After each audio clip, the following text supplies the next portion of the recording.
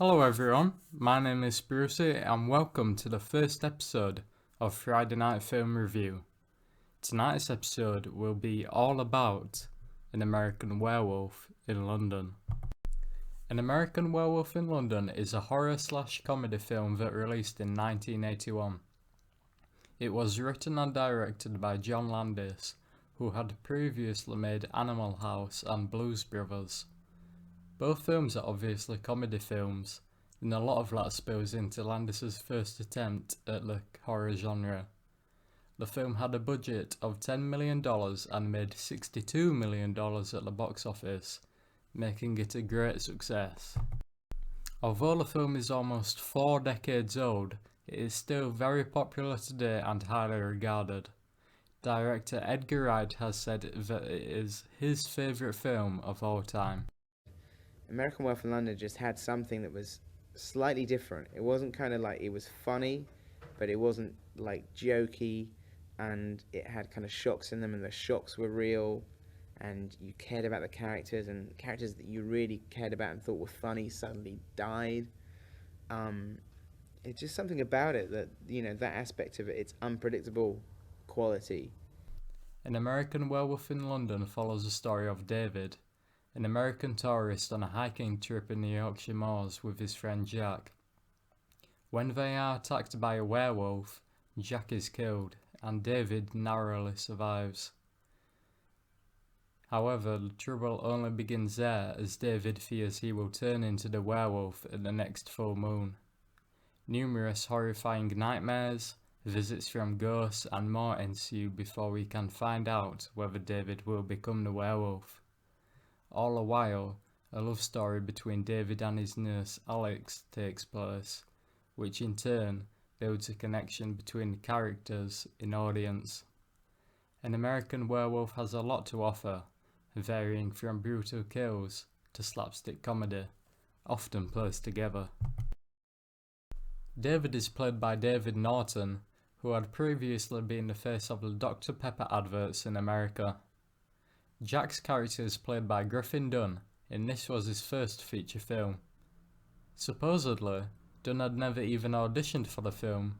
Landis' only requirement for Dunne being a part of the film was that he was not claustrophobic.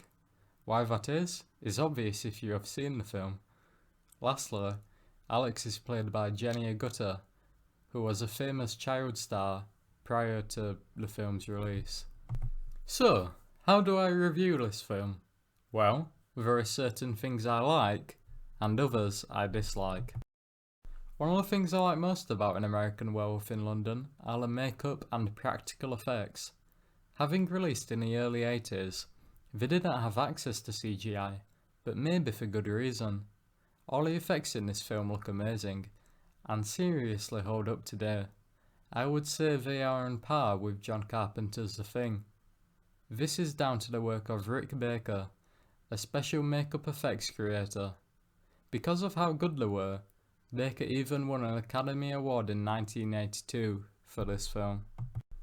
On the other hand, one thing I dislike about An American Werewolf in London is in regard to the film's soundtrack. Sadly, the original score for An American Werewolf in London is hardly used for good effect. Instead, the film plays several songs from the 60s and 70s during its key moments. This wouldn't be awful, but the music choices are peculiar, and only seem to be chosen because they include the word moon. This includes Van Morrison's Moon Dance and multiple versions of Blue Moon, neither of which add to the story and now only reveal the age of the film. Utilising an original soundtrack would have really made the film timeless. An example of an 80s horror which does use its music well would be Wes Craven's A Nightmare on Elm Street. Another thing I appreciate about this film is its odd blend of genres, mixing in elements of horror, comedy and romance. It borders on being goofy, but just manages to make the audience laugh whilst keeping them on their toes. Landis states the film was a funny horror. Although, another dislike of mine about the film are the gaps in the plot.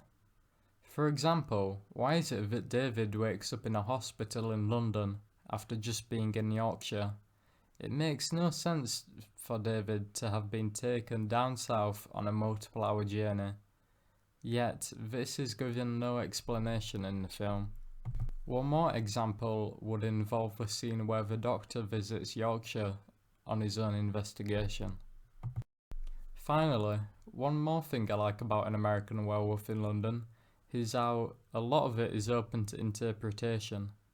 When David is haunted by Jack, it's ambiguous whether Jack is really the living dead or just in David's mind.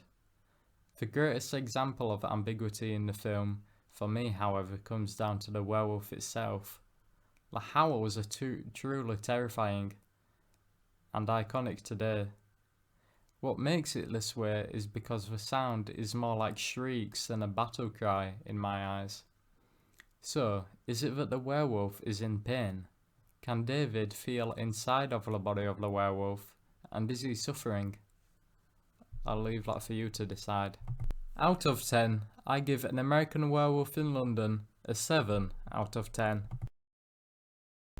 In 1996, a loose sequel was made titled An American Werewolf in Paris.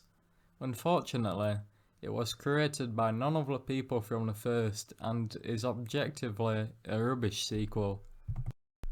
After watching the film in cinemas, Michael Jackson was so impressed he had to get Landis on board to direct his music video for Thriller, which quickly became the best music video ever produced. All of Landis's crew from An American Werewolf in London came to support in creating the video, including Rick Baker, who designed the zombies and Michael Jackson's werewolf. That's the end of this week's Friday Night Film Review. I apologise for the lateness, but next week I will be on time, bringing you my review for Sam Raimi's The Evil Dead, released in 1980. If you did enjoy this episode, be sure to leave a thumbs up and subscribe for more. Peace out.